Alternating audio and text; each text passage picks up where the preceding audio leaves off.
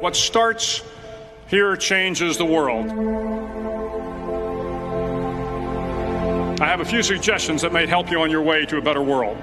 And while these lessons were learned during my time in the military, I can assure you that it matters not whether you ever served a day in uniform.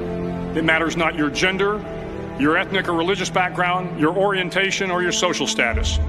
Our struggles in this world are similar, and the lessons to overcome those struggles and to move forward, changing ourselves and changing the world around us, will apply equally to all. So here are the 10 lessons I learned from basic SEAL training that hopefully will be of value to you as you move forward in life. Every morning in SEAL training, my instructors, who at the time were all Vietnam veterans, would show up in my barracks room, and the first thing they'd do was inspect my bed. If you did it right, the corners would be square, the covers would be pulled tight, the pillow centered just under the headboard, and the extra blanket folded neatly at the foot of the rack. It was a simple task, mundane at best, but every morning we were required to make our bed to perfection. It seemed a little ridiculous at the time, particularly in light of the fact that we were aspiring to be real warriors, tough, battle-hardened SEALs. But the wisdom of this simple act has been proven to me many times over. If you make your bed every morning, you will have accomplished the first task of the day. It will give you a small sense of pride, and it will encourage you to do another task, and another, and another. And by the end of the day, that one task completed will have turned into many tasks completed. Making your bed will also reinforce the fact that the little things in life matter. If you can't do the little things right, you'll never be able to do the big things right. And if by chance you have a miserable day, you will come home to a bed that is made, that you made. And a made bed gives you encouragement that tomorrow will be better. So if you want to change the world, start off by making your bed.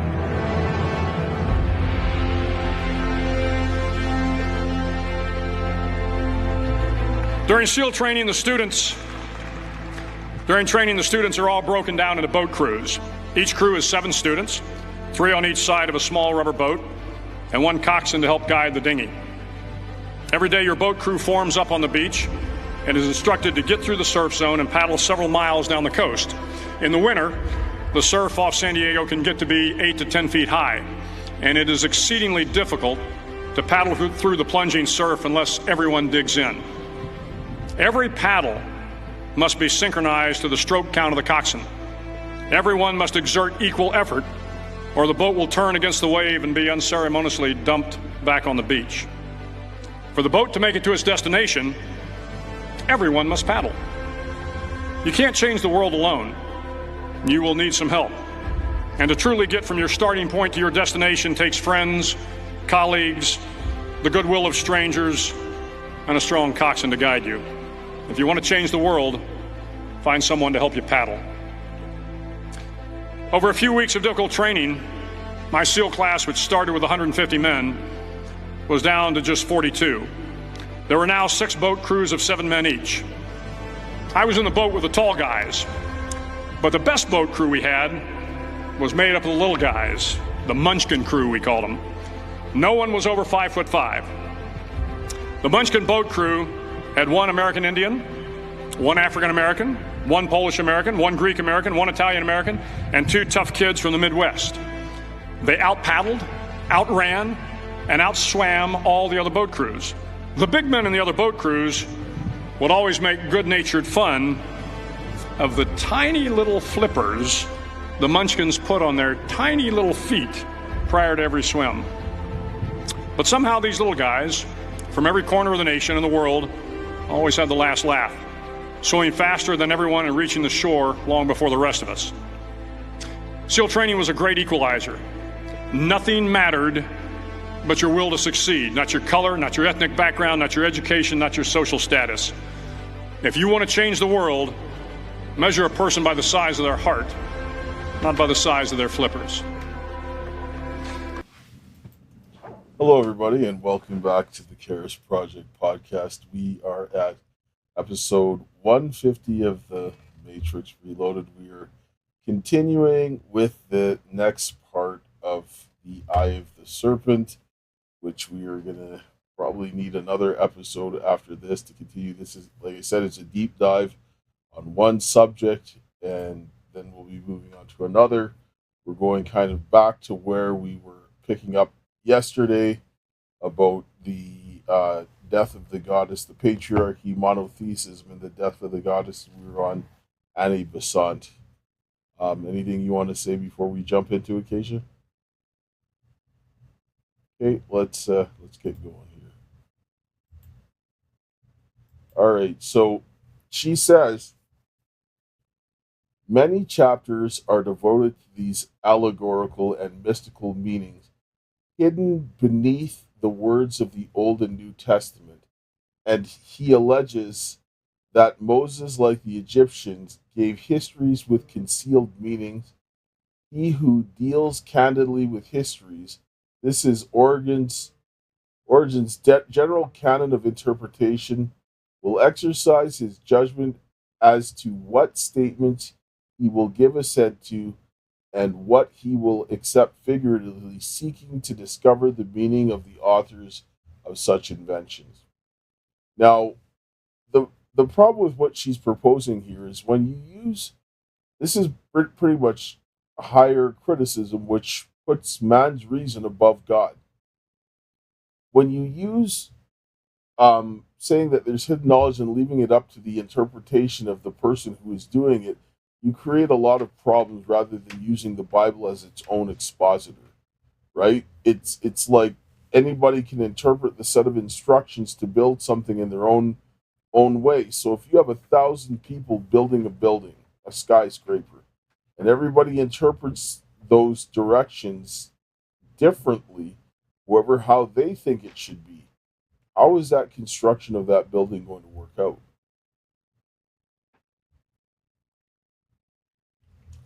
And this is what we're getting to, right? This is fundamentally what the issue is with what she's proposing, is that you're going to have a different standard of measure for every person. This becomes problematic in many ways, especially when you have a bunch of people trying to build something. This is the inherent issue with it. All right, so let's get on to the next one. It says, in this view of the sacred writings, it is not alleged that events recorded did not take place, but that their physical happening was a matter of minor importance, and such explanation is the unveiling of the lesser mysteries, the mystic teaching which is permitted to be given to the world. So things like the flood and the plagues, they're not a big deal. This is basically what she's saying, right? That it's not an issue, it's not divine judgment, it's just whatever, so that they can sweep away that and so forth. Now, we're going to switch over to Aleister Crowley. And he says, and this is a man that they considered, that many people said he was the most wicked man in the world. He did some very depraved things. I mean, yeah. So he says, on every occasion before sleep, let the adept figure his goddess before him, wooing her ardently in imagination and exalting herself with all intensity towards her.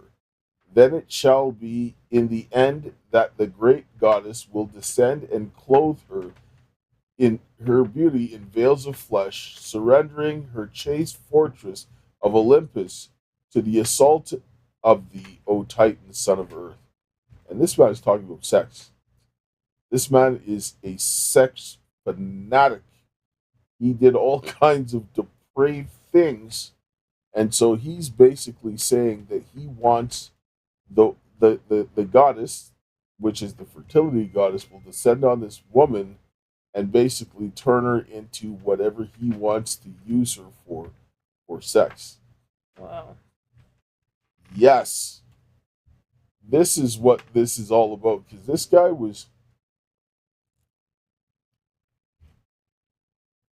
he had an island and he did some really nasty things there. But this is what this man is thinking. And this Yeah. is this again is the same restraint. This is who is being referred to as the fertility goddess that Gerda Lerner was talking about. This is who she's referring to. The same thing that Aleister Crowley's referring to. The same thing that Helena Blavatsky's be referring to, and everybody else. Yeah. By the way, anybody wondering, looking this way, looking at the big screen, not my screen, to read the words. My screen is very small. Yes. So, So now you say, or at least this being denied thee, yet all thy life in heart and spirit being hers, thy death shall be consummation of these betrothals, and entry into the closed palace of thy lady. It is to be noted in all this that both God and soul are male and female as convenience requires. So again, the same thing Blavatsky was saying, that they're both double sexed, that they represent themselves or male or female. As so Ashtaroth and Baal, same person, right? They have a male aspect and a female aspect, right? This is like tying that idea of why they're androgynous, Baphomet, because one day they can present themselves as a man, the other aspect is presenting themselves as a woman, or they're just both, right? And yeah.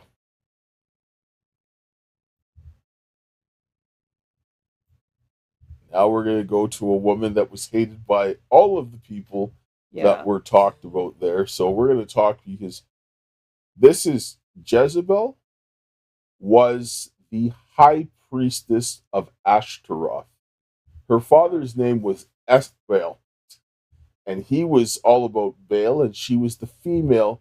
So she was the high priestess of Ashtaroth, which is the female aspect of Baal.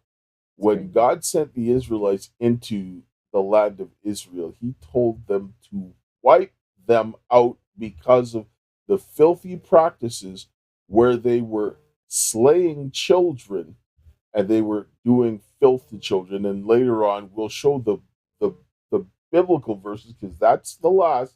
That is where the authority comes from. We're going to lay that out and show you how all of this things ties together and all the multiple prohibitions that the Bible gave against what the previous people were talking about. So she says, under the blighting influence of Ahab's rule, Israel wandered far from the living God and corrupted their ways before him. For many years they had been losing their sense of reverence and godly fear.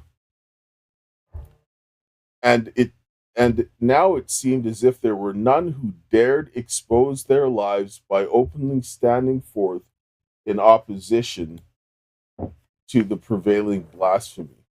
The dark shadow of apostasy covered the whole land. Sorry. Images of Balaam and Ashtaroth were everywhere to be seen. Idolatrous temples and consecrated groves wherein were worshipped the works of men's hands were multiplied. The air was polluted with the smoke of the sacrifice offered to the false gods. Hill and vales resounded with drunken cries of a heathen priesthood who sacrificed to the sun, moon, and the stars. This is what these people that we have been looking at for the last previous episodes, they were saying that this is how they worshipped. So the Bible is consistent with this. And Baal and Ashtaroth put together, we were looking at what Anton LaVey was saying. He was saying the same thing. Helena Blavatsky was saying the same thing. This is the opposite of what they were saying because they're saying this is the destruction that comes from it.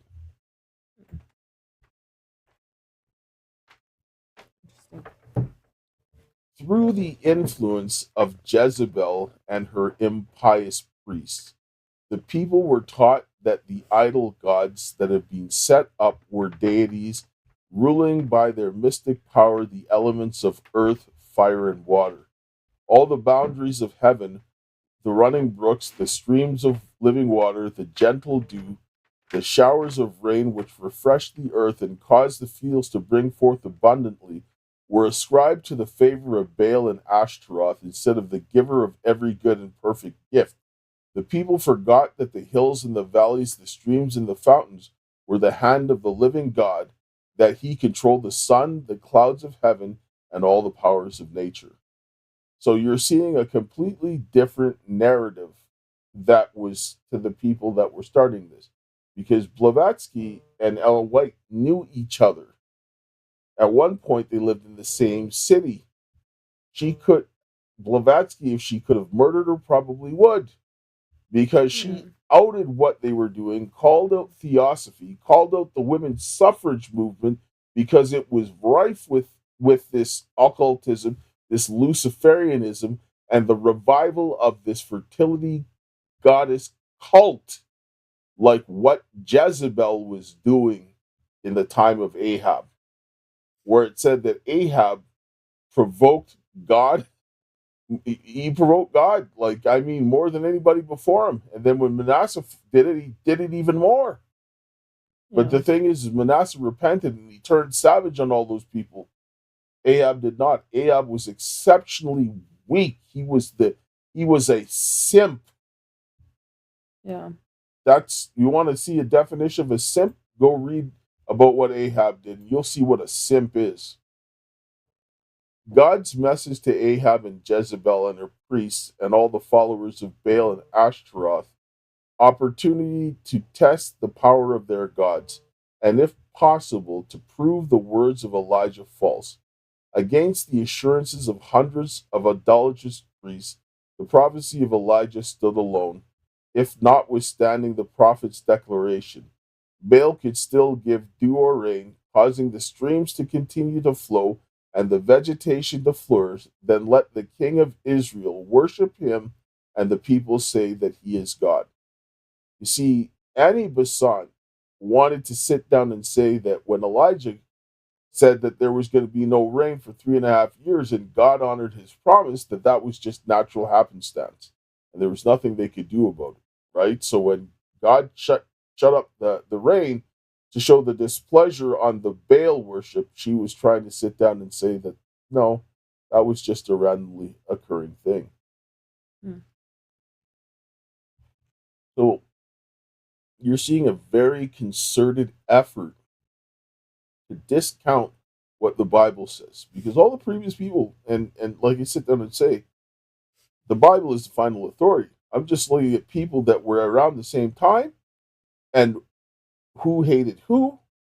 And this, you're going to see the reason why. Because someone was outing what they were doing and saying something that was in line with the Bible. And on this aspect, when it comes to the feminism, I don't care what anybody says, she is 100% spot on. Right? Yeah. And this is, we're not coming to debate anything else. We're talking about the feminism and what she's saying and why these people hated her, because she outed them from the jump. Yeah.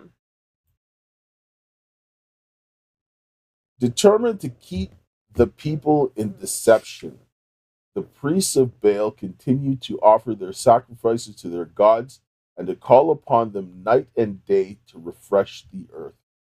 With costly offerings, the priests attempt to appease the anger of their gods. With a zeal and a perseverance worthy of a better cause, they linger around their pagan altars and pray earnestly for rain.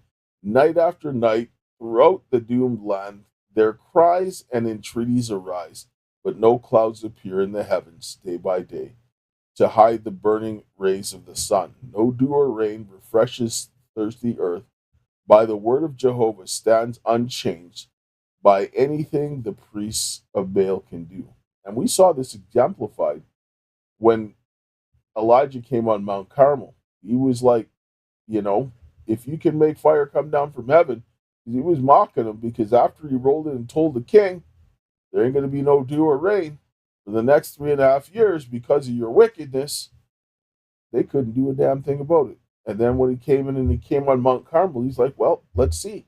If you can call fire down from heaven, then, then Baal is God. And they sat there all day. And then when he came to do his sacrifice, he's like, douse it with water so much water that the trench around it was filled with water Yeah. just to show them up. But Annie Besant wants to say that was just natural occurrences. Hmm. The iniquity in Israel during the last century before the Assyrian captivity was like that in the days of Noah and every other age where men have rejected God and given themselves wholly to evil doing. The exaltation of nature above the God of nature, the worship of the creature instead of the creator, has always resulted in the grossest of evils. When the people of Israel, in their worship of Baal and Ashtaroth, paid supreme homage to the forces of nature, they severed their connection with all that is uplifting and ennobling and fell easy prey to temptation. With the Yeah. defenses of the soul broken down, the misguided worshippers had no barrier against sin and yielded themselves to the evil passions of the human heart. That is the consequence of the Baal worship. This is why God came in and told them when they were coming into the promised land to wipe them out, because for generations, this is all that they did. They were killing children and they were doing filth to children and every manner of debased practices that you could imagine. That is how you destroy society. They were living like we were living now. Yeah. And we're going through some of these, and then we're gonna go to some video clips that will exemplify exactly what this woman is saying. And we'll see in later episodes, because we won't get to all of this today, all of the Bible scriptures, because I loaded it up at the end to show what the Bible is saying, and I had to cut out a whole bunch of them so that this wouldn't be like 2 weeks. Right? So let's get to the next one.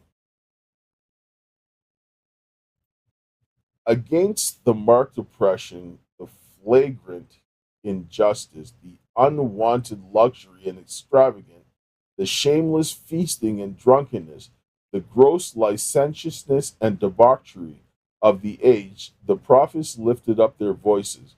But in vain were their protests, in vain their denunciation of sin. Him that rebuketh in the gate, declares Amos, they hate and they abhor him that speaketh uprightly. They afflict the just, they take a bribe, and they turn aside the poor in the gate from their right.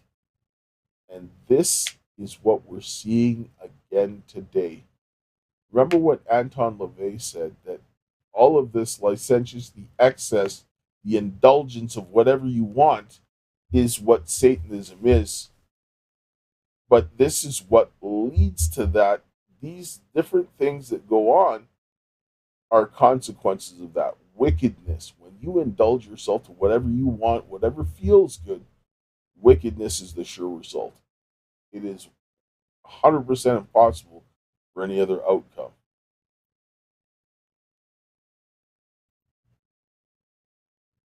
Okay, now it says, taking to wife Jezebel, the daughter of Ethbal, the king of the Zidonians and high priest of Baal, Ahab served Baal and worshipped him.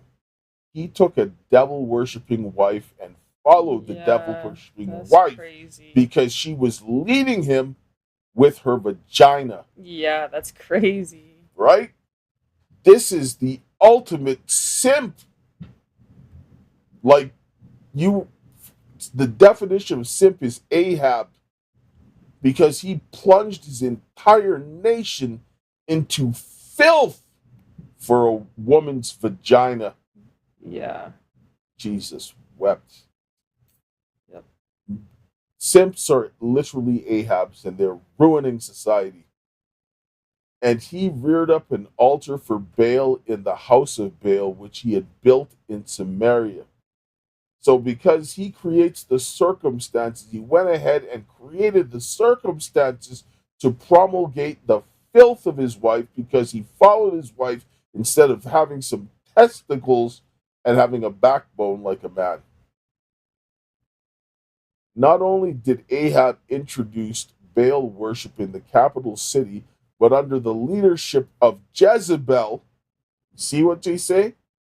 He erected heathen altars in many high places where in the shelter of the surrounding groves the priests and others connected to this seductive form of idolatry exerted their baleful influence until well nigh all Israel were following after Baal.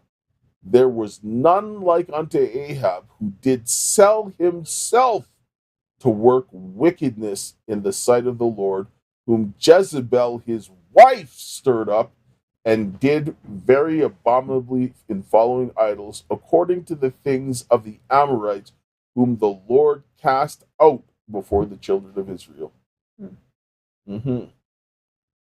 What did he do? Under the leadership of his wife.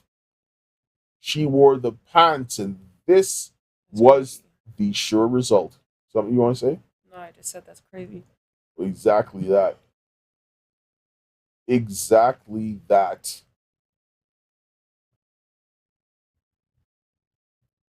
Ahab was weak in moral power.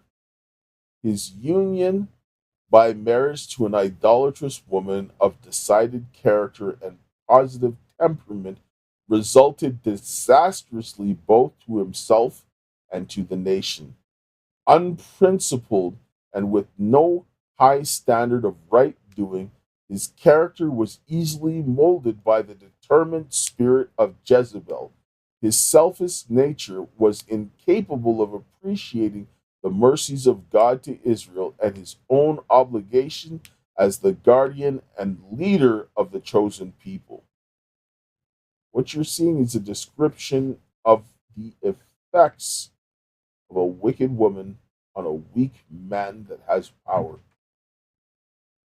This is the effect of women teaching the men. The women that have followed the serpent or the snake for their liberation and that have followed the fertility cult goddess is going to become Jezebels, and they will seek out their Ahabs to promote their filth, because the women don't create the circumstances, they don't create the infrastructure, the men do. But when the men simp to the women, they go and they build them shrines for their filth and destroy the nation. Yeah. We'll go to one other slide here, and then we'll take a short break. We'll go to some clips.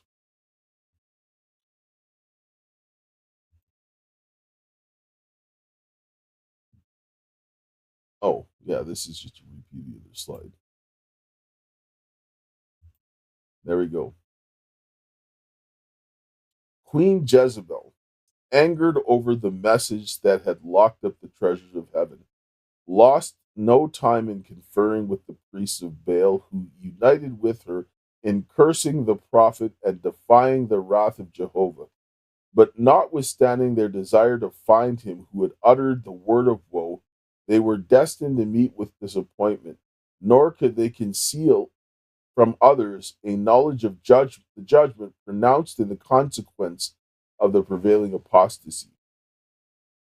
Tidings of Elijah's denunciation of the sins of Israel and his prophecy of swift coming punishment quickly spread throughout the land. The fears of some were aroused, but in general the heavenly message was received with scorn and ridicule. Same type of thing as we're seeing today. No different. And so we're going to take a short break, and then we will be back on the other side, and we'll bring up some clips to discuss how this Jezebel thing is in action today. Hello friends, my name is Keisha and I'm a proud member of the Métis Nation of Saskatchewan. And I'm also a survivor of human trafficking. My trafficking began in Saskatchewan, moved into Alberta, and even crossed into the United States. I was stalked, hunted, and ignored by the very systems over the last 5 years that were meant to protect me.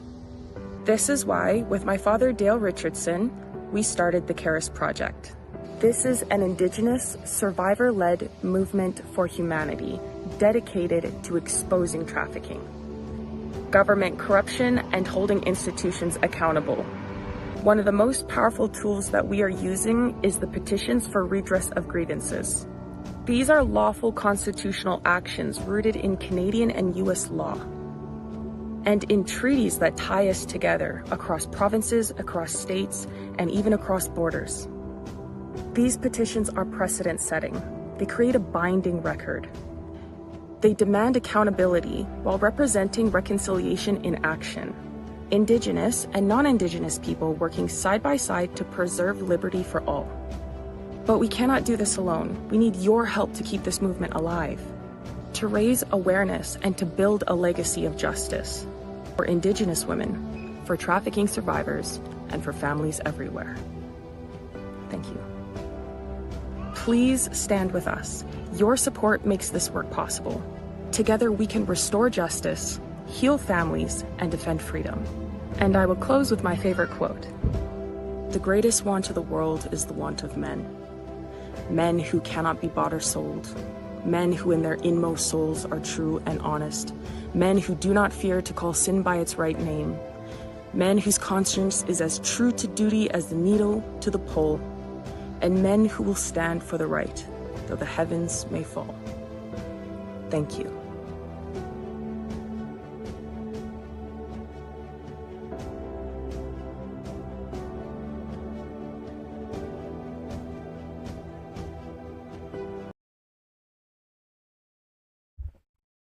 Hello, everybody, and welcome back. And now we're going to go and look at some clips of some things that kind of go in line with what we were looking at, and show how this Jezebel spirit is going forward in our situation in our world today. We're going to listen to a short clip here, so let's bring that up here.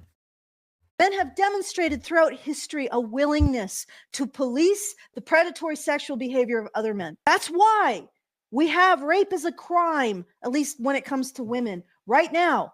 But they don't have the will to police women's negative sexual behavior towards other men. That's where women can step up and do it. That's true. Sorry, guys. Yeah, it is. And there is a very, very big disparity on prosecuting and dealing with the negative sexual crimes of women. Female predators get away with everything. When I was in prison, unlawfully detained by ICE, my female prison guard was sexually harassing me, and they let her off. They did the investigation. And I guess they didn't want to do anything because they were like, if we take this to criminal court, they're going to know that we're keeping an American Indian in immigration detention. So they just let the lady off. But they probably would have let her off anyways. But there was a few girls in that detention that was sexually harassed multiple times. And they never dealt with it. They would just let the inmates go. Just let them out of jail. Like, just forget about it. Just let them free. Women predators get away with everything. Yes, they get away with far more than men do. I don't know very many that actually have severe consequences. No, they don't. And then people will say, "Oh, well, the little boy wanted it." It's like, even if a kid wanted it, that's still grooming. The kid has no idea what he's doing. He can't conceptualize the weight of his decision. And the adult is manipulating the kid how can you say the kid wants it and then that's like saying a kid wants crack, so give them crack. Well, even though they want to do it, they can't because they don't. That's what I'm saying. They don't have the capacity because they don't understand what they're getting into and the age and experience of the adult. because there were teenage girls that I knew that wanted to sleep with their teachers and They stuff, do. and I heard them saying this over and over again. They do sleep with them. Yes, but it still doesn't change the fact that it's a crime, and when It it is a becomes crime. a man, they're like destroy him, throw him Yeah. in prison. But when the woman, they want to be sympathetic, and that's no, because rape Yeah. is rape. Yeah, it is. Molestation is molestation. Yes, it is. And so we're going to bring up another clip here that kind of discusses some interesting statistics when it comes to the females and the sexual crimes. There's a big conversation in society about allowing trans women into women's prisons. But you pointed out that the rates of sexual assault of female inmates by other female inmates is even higher than male-on-male sexual assaults in male prisons. Well, that's a great example of like the reality of data going against a popular narrative of violence. So yes, there's a lot of conversation about people like Isla Bryson wanting to go into women's prisons. Although I understand that it is outrageous and it has exposed sort of ideological blind spots in the political system, it is still only a tiny portion of the problem. If you were interested in safeguarding women's prisons, you need to be talking about the entire population about prison. And it's frustrating how in prison we just throw people in. We just throw people with addiction problems, mental health problems. We have traumatized people and predatory people, including women. Like often we mix actual gangs together in prison who are extremely violent, and we say nothing. And then you're absolutely right that there are higher rates of sexual assault in women's prisons between women than there are in male prisons between men, and not even by a small amount, about 2 or 3 times more. And I find the conversation around people like Isla Bryson to be a little bit disingenuous, because it doesn't seem to be about prison safeguarding. And if it was, those people would have been talking about it a lot earlier and a lot more broadly. It should be said that in absolute numbers, the amount of sexual assault in men's prisons is significantly higher. You're talking about 900,000 cases just in America alone. And if you actually factor that into all rape cases in America, men are actually the number 1 victim of rape if you include prison rape. Yeah. So I'm talking about as a percentage of the population, it's higher, but in absolute numbers it's higher for men. So, George, you've also pointed out that boys are more likely to be victims of modern slavery and sextortion. Can you tell us a bit about that? So two separate issues there. Modern slavery, there's a push in the UK, for example, to expand the definition of modern slavery to include people that are criminally exploited, such as through gangs. Overwhelmingly, it's about 90% men, and young boys especially, that are brought into gangs and exploited.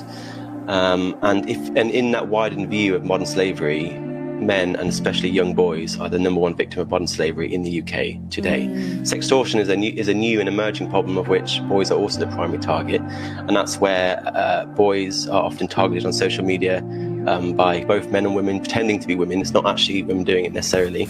And they're basically encouraged to send nude photos of themselves, and then those photos are then used to blackmail that boy into sending money over. And it's led to suicides, like dozens of suicides in America last year, and no one seems to be talking about it. Parents aren't safeguarding their boys. And if you get one thing from this interview, I'm like, please talk to your boys, if you have a boy, about not sending certain photos to strangers online.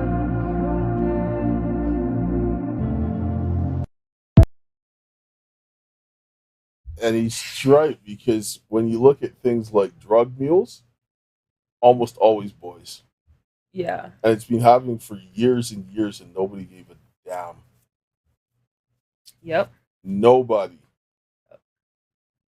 And like when you're looking at the amount of men that are getting raped in prison, because the prison population, the sheer numbers, they make up most of the prisoners, and they're getting raped. And then they're getting out on the population. What happens to them? Because when you rape people, you give them no help. What ends up happening? They're breaking. Right? Not only were they in prison, but then they are also there getting raped on top of it. Who's helping them? And then the female rape population, women are raping other women in prisons at a rate of 3 times the rate that men are raping men in prisons. Women in prison, man, are vile and disgusting. Like, people will do things with each other in prison, like the females and the males, whatever. But it's like, a lot of those people don't go in gay, but they leave doing gay stuff because people, like a lot of the women in there will try to groom you. Like, they'll come up to you, talking to you about your body when you're, like, changing at your bunk. Because, mind you, no one has any privacy you're constantly seeing each other like in vulnerable positions, which is not normal because that actually grooms you to be familiar and comfortable in that way with other women sexually. And then you have them coming up to you trying to teach you to do sexual things and like commenting on your body. You're always on go, ready for smoke. I mean, I was, because that's just not normal behavior. And it's not the same as like when you're out on the street with your girls and they're like, oh girl, you look good, blah blah. No, no, no, no, no. This is a whole nother thing where people will try to play you like all type of ways, like at any moment of the day or night, just because they can. And these people sleep with like shanks and razors and all sorts of things that they can come with making. So it's like a lot of people, if you're not strong in prison like that, someone's gonna bend you over. They're gonna find a way. And they're always looking for a way. But you can't give them away. Yeah. And so when you don't have people looking after the amount of like the policing the women's bad sexual behavior, you're going to see worse and worse things going. Like this, what I'm going to play here now, a woman who got arrested. And listen to this. This is disgusting. Disgusting. We also determined that during March and April of this year, the mother created at least 14 videos of her 11-year-old daughter posing at the mother's direction and engaging in various sex acts, including bestiality with the family dog. One of these videos is of the family dog performing oral sex on the 11-year-old girl. Other videos involve the mother using sex toys to vaginally and anally penetrate her daughter. The mother also performed oral sex on her daughter and required that the daughter do the same to her mother. The mother videotaped all of these acts. All of the videos are graphic and contain the mother giving the daughter directions on how to sexually perform for these videos. At about 10 o'clock yesterday morning, we served a search warrant at the mother and daughter's home in St. Petersburg and arrested the mother on 41 total charges, including 4 counts of capital sexual battery, with each count carrying the maximum penalty of death should the state attorney seek the death penalty. 3 counts of lewd and lascivious molestation, 13 counts of transmission of child pornography, 13 counts of sexual performance by a child, 3 counts of sexual activity involving animals, 4 counts of aggravated child abuse, and 1 count of the unlawful use of a two-way communication device. The mother is currently being held in the Pinellas County Jail, and she will make her first appearance in court today at 1:30 p.m. When interviewed by detectives yesterday, the mother admitted to forcing her 11-year-old daughter to perform sex acts on video and send in these photographs or these videos to the male subject. We're still trying to determine the full nature of the relationship between the mother and the male, but it appears that they met online. We're also trying to determine how many other people the mother may have sent these child pornography videos to. You said Pinal County. I was living in Pinal County. No, this is in Florida. Oh, Pinal County, Florida. I think so. Okay. Oh my gosh. Florida is a different place, man. I can't. Your own daughter, bro? Like they said, they referred for capital crimes with a maximum punishment of death, and like honestly, that's what needs to be done. That should be the only consequence. There should not be anything else on the table. She confessed. Child, she is pimping out her own child and making her child have sex with animals and her to send to someone else. That's crazy. This is the end result of what Jezebel does. This is literally this. No restraint. When you have women that have no restraint like this, like they said, they're not wanting to police the bad sexual behavior of women. This is literally the end result. what that police was talking about. This is why God put boundaries on human sexual behavior. Because of that. Things like that are despicable. Sitting down and saying that you're going to be the arbiter of what's right and wrong. What happens if you live in a society where they think that's acceptable? Because that is exactly what happened in Israel. This is what happened where the people that lived there before them, where God said, wipe them out. Because if you have a bunch of pedophiles and you're killing off everybody who's not like them, and all you got is a bunch of pedophiles that are just producing babies to rape and kill them, and then the ones that survive will do that again, what do? This is the reason why there are boundaries. Not because somebody wants to be a killjoy, but what has that done to that child? The child's warped, destroyed mentally by your own mother? That's insane, man. Jesus wept, man. This is what happens because men are the ones who are there to protect society. Women cannot do the role of men. Like what they said, what was attributed to Ahab following Jezebel's lead was led down to the same type of base practices like what that man described. Yeah. And like, where's that girl's father? Like, why did he leave her with that crazy lady? Like, unless he's like her too. Like, I don't know, man. Like, that's crazy, man. Men and women have equal value, but they don't have equal ability or roles. There are biological differences for good reason between men and women. When women try to do what men are doing, that becomes this is the sure result. This is why there is so much prohibition on this, because women don't know the first thing about being men. So how can you directly lead a bunch of men? You can't. You're not the protectors. You're not the ones who are being biologically designed to protect their families. They're not. It is what it is. Can't argue with the biology. But what I do want to sit down and say is that there needs to be brakes put on for these kids, man. Yeah. These type of things can't happen. This is why bad sexual behavior from anybody has to be checked, but women get away with it far more, and it's looked upon more favorably when women do filth to young boys. Yeah. And they don't get as much time. A lot of them avoid jail. Some of them, people are like, oh, well, if I was young, that would have been my dream. Well, yeah, it might have been, but you shouldn't have did it because it will warp your brain. Yeah, that's messed up. Saying when I was a kid, it would have been my dream for have someone rape me.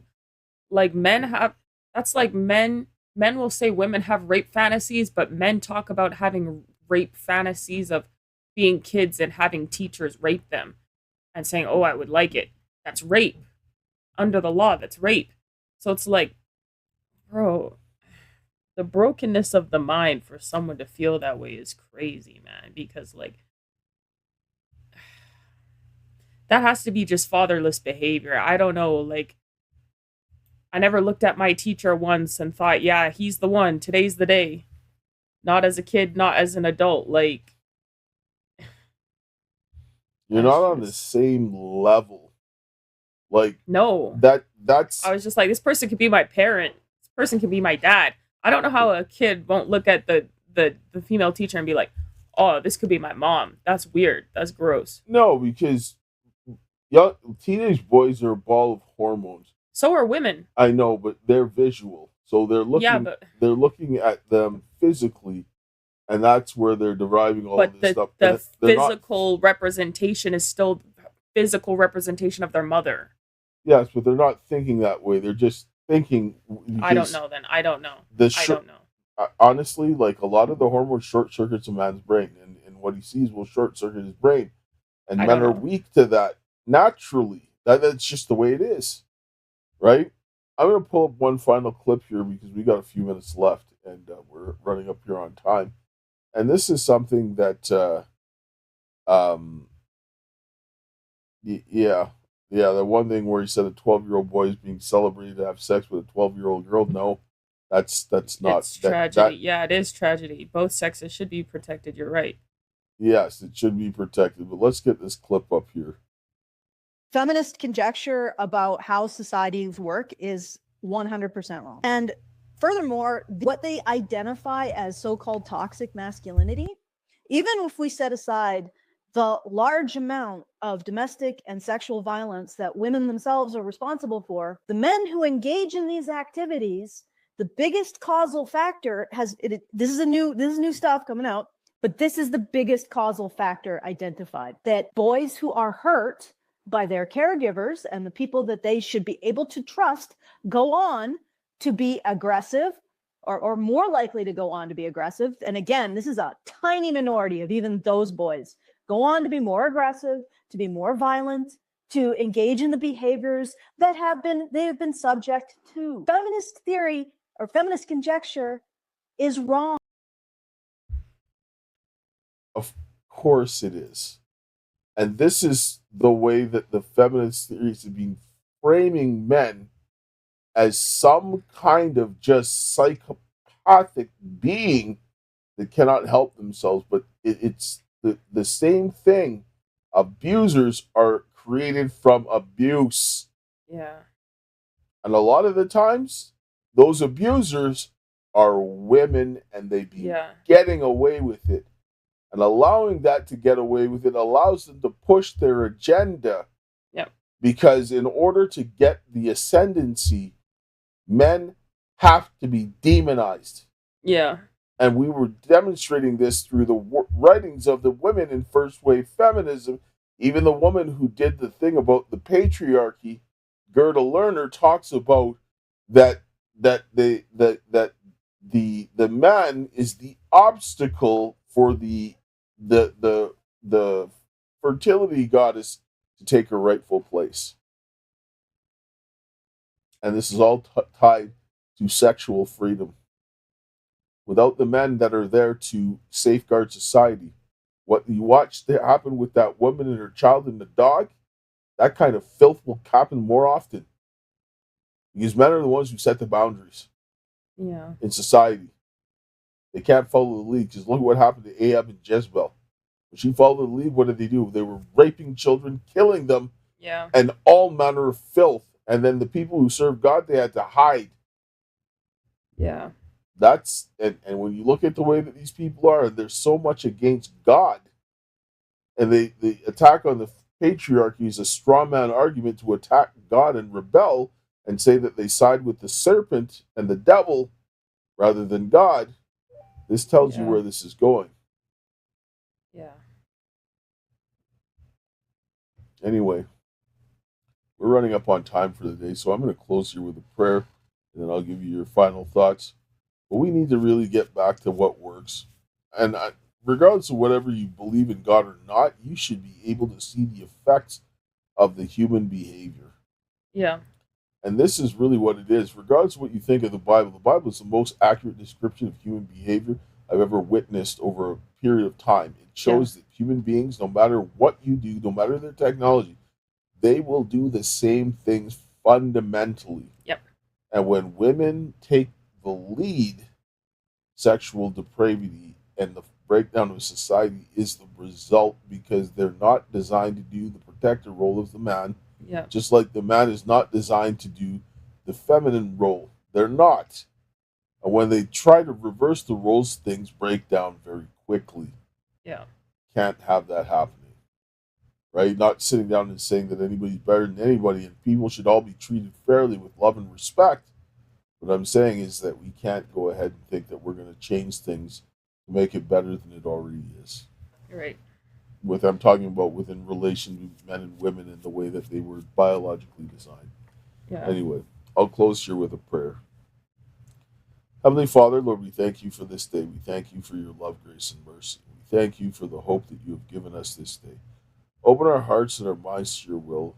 And Lord, help the men that we would humble ourselves before God and turn away from our wickedness, and that we would work with the women to rebuild our families, our churches, our community, our nation, that we would have some protection from the children from this evil wickedness that we're seeing this day, is my prayer. In Jesus' name, amen.